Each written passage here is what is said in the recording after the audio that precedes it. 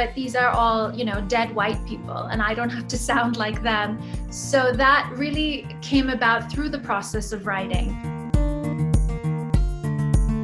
My name is Avni Doshi, and today we're going to be talking about how to write, what inspires us to write, what the writing process looks like.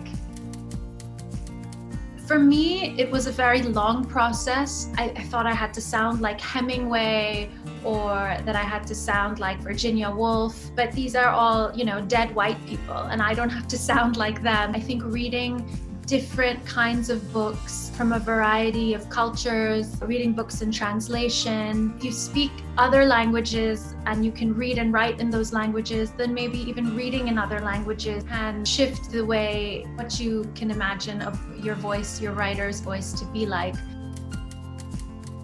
I don't think I have a unique writing style. I think what's more important than a unique writing style is writing well. And what do I mean by writing well? Well, it doesn't have to look, as I mentioned, Hemingway and Virginia Woolf. I think it's important to look at, what other writers have done from the culture that you come from and looking at the writing lineage that you're interested in. But what have those writers done? And is there something that you want to imitate? I think imitation is the way we learn. That can really teach you how to write. And in a way, you'll develop your own unique style through that process.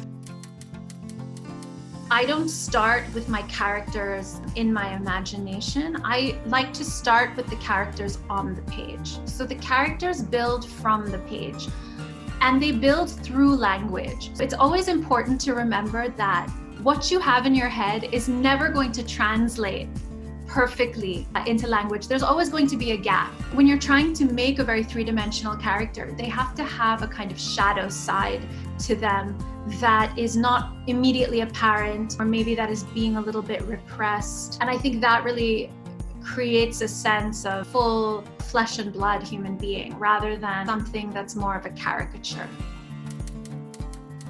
I started writing this novel 7 years ago, although now maybe it's been 8 years, and there have been 8 drafts. The final draft that was published into the novel that you see today, it could be considered a completely different novel from what I started 8 years ago. I think I had to go through the process of rewriting each time in order to really learn what I wanted to write about, and in order to really understand the kind of story I wanted to tell and what kind of story did I not want to tell.